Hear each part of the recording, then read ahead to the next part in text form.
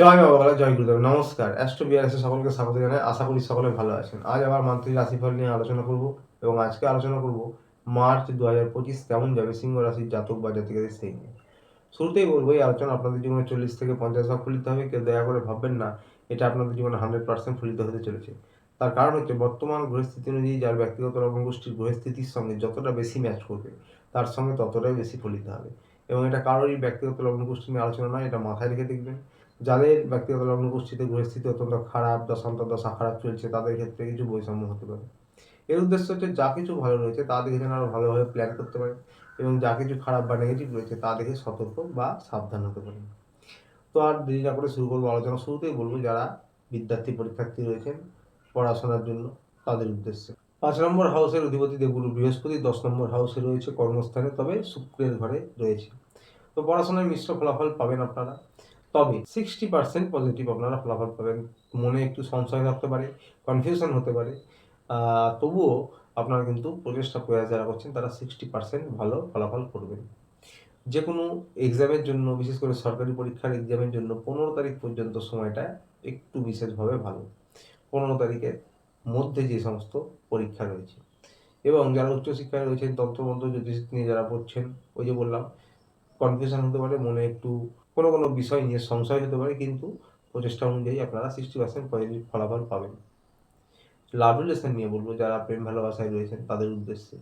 এই ৫ নম্বর হাউস থেকে কিন্তু প্রেম ভালোবাসা বিচার করা হয়। প্রেমে কিন্তু আপনাদের দায়িত্ব, কর্তব্য বাড়বে, কর্মব্যস্ততা বাড়বে, তবে একটু সন্দেহ হতে পারে বা সন্দেহের কারণে কিন্তু মতান্তর বা মনোমালিন্য আপনাদের কিন্তু এই মাসে হতে পারে। তাছাড়া আপনাদের কিন্তু মোটের উপর একরকম যাবে এই মাসটা। তাই একে অপরকে হেল্প করুন এবং সন্দেহ করবেন না, অহেতুক ছোট কথা বড় করে তুলবেন না, তাহলে আপনাদের মোটের উপর 60% আপনাদেরও পজিটিভ যাবে এই মাসটা।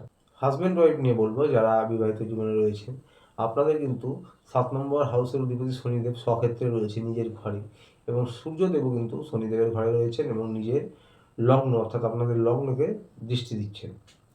তো এই ক্ষেত্রে বলবো যে শনিদেব স্বক্ষেত্রে রয়েছেন এবং সূর্য কিন্তু কেন্দ্রে রয়েছেন, লগ্নকে দেখছেন। তো সেই দিক থেকে দুজনেরই পজিশন ভালো। তাই আপনাদের কাজের জায়গায়, আপনাদের পারিবারিক জীবন মোটামুটি ভালোই যাবে এই মাসটা। তবে যেহেতু সূর্য শনি একসঙ্গে রয়েছে, ইগোর সমস্যা হবে এবং একে অপরকে ছোট করা এইগুলো কিন্তু থাকতে পারে। পুরনো কথা টেনে নিয়ে এসে মনোমালিন্য হওয়া, একে অপরকে দোষ গোনানো, এগুলো হতে পারে। এই বিষয়গুলো একটু খেয়াল রাখবেন। তাছাড়া পারিবারিক জীবন, কাজের জায়গা, এগুলো মোটামুটি আপনারা কিন্তু আপনাদের কাজ এগোবে এবং পরিবারেও কিন্তু অর্থনৈতিক বিষয় বা অন্যান্য পারিবারিক যে সুখ স্বাচ্ছন্দ্য সেগুলো থাকবে নিজেদের মধ্যে। এই বিষয়গুলো নিয়ে একটু মনে কষ্ট পাওয়া, মনোমালিন্য হওয়া হতে পারে। পরিবার নিয়ে বলবো ৪ নম্বর হাউসে দেবগুরু বৃহস্পতির দৃষ্টি রয়েছে। দেবগুরু বৃহস্পতি কিন্তু শত্রু গৃহে থাকলেও বৃহস্পতির দৃষ্টিতে অমিতে রয়েছে। তো সুতরাং পরিবারে কিন্তু আপনাদের সুখ স্বাচ্ছন্দ্য থাকবে এই মাসে এবং শ্বশুর শাশুড়ি, বাবা মা, অন্যান্য পরিবারের যারা সদস্য রয়েছেন তাদের সঙ্গে সম্পর্ক উন্নত করুন। আপনাদের পরিবারে কিন্তু আনন্দ হুল্লোড় বা ছোটোখাটো ট্রাভেল এগুলো থাকতে পারে। পরিবার মোটামুটি ভালো কাটাবেন আপনারা পরিবার নিয়ে এই মাসটা। বন্ধুরা, ব্যবসা বাণিজ্য, সরকারি বেসরকারি চাকরি তাদের উদ্দেশ্যে বলবো যে আপনাদের ৯ নম্বর ঘরের অধিপতি 11 হাউসে রয়েছে, অর্থাৎ ভাগ্যস্থানের অধিপতি লাভভাবে সাকসেসের হাউসে রয়েছে। ১০ নম্বরে দেবগুরু বৃহস্পতি রয়েছেন এবং শুক্র কিন্তু অষ্টম হাউসে থাকলেও সেটা কিন্তু শুক্রের তুঙ্গস্থান, অর্থাৎ মীন রাশিতে শুক্রদেব রয়েছেন। তো ভোগ বিলাস এবং অর্থের আগমনকারী গ্রহ শুক্র, তার সাথে ভাগ্যস্থান, কর্মস্থান এবং লাভভাবেও কিন্তু ভালো গ্রহ অবস্থান করছেন, যার জন্য আপনাদের কিন্তু ব্যবসায় টেনশন থাকবে, কাজের চাপ থাকবে। সরকারি বেসরকারি চাকরির ক্ষেত্রেও টেনশন, কাজের চাপ থাকবে, কিন্তু টাকার ফ্লোয়িং থাকবে, গ্রোথ থাকবে, ব্যবসায় গ্রোথ থাকবে, আপনাদের প্রমোশন, পদোন্নতি, সেই বিষয়গুলোতে কিন্তু কথা এগোতে পারে, কাজ এগোতে পারে। যারা যে কোনো ফিল্ডেই যারা ব্যবসা করেন বা যারা বেসরকারি সরকারি চাকরি করছেন, তাদের কিন্তু এই মাসটা ভালো যাবে। অর্থনৈতিক পরিকাঠামো কিন্তু ভালো হবে। ২ নম্বর হাউসে দেবগুরু বৃহস্পতির দৃষ্টি রয়েছে।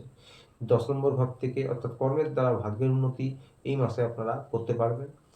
২ নম্বর ঘর অর্থ স্থান এবং ব্যাংক ব্যালেন্স বা অর্থ সঞ্চয় কিন্তু এই মাসে আপনারা বেশ কিছুটা করতে পারবেন।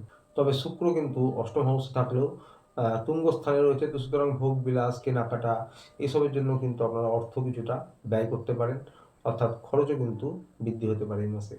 যারা সরকারি চাকরির জন্য চেষ্টা করছেন, যারা রাজনৈতিক ফিল্ডে রয়েছেন, তাদের জন্য এই মাসের 15 তারিখটা একটু ভালো, অর্থাৎ 15 তারিখের পর কিন্তু সূর্যদেব আবার অষ্টম হাউসে চলে যাবে, তার আগে পর্যন্ত ভালো। তবে যাদের ব্যক্তিগত লগ্ন গোষ্ঠীতে সূর্যের বা শনির স্থিতি খারাপ, তাদের ক্ষেত্রে কিছু কিছু বাধা হতে পারে, কারণ সূর্য শনি একত্রে রয়েছে একই ঘরে। তাছাড়া বাকিদের জন্য বলবো 15 তারিখ পর্যন্ত একটু বেশি ভালো সরকারি চাকরি বা যারা রাজনৈতিক ফিল্ডে রয়েছেন তাদের জন্য।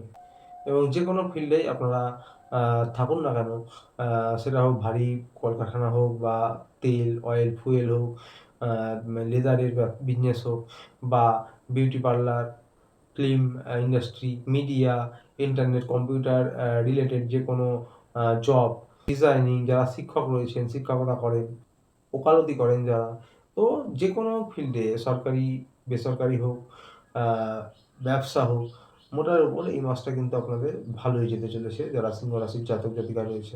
আবারও বলছি, যাদের ব্যক্তিগত লগ্ন গোষ্ঠীতে শনিদেব বা সূর্যের দশান্ত দশা খারাপ, স্থিতি খারাপ, তাদের ক্ষেত্রে কিছু বৈষম্য হতে পারে।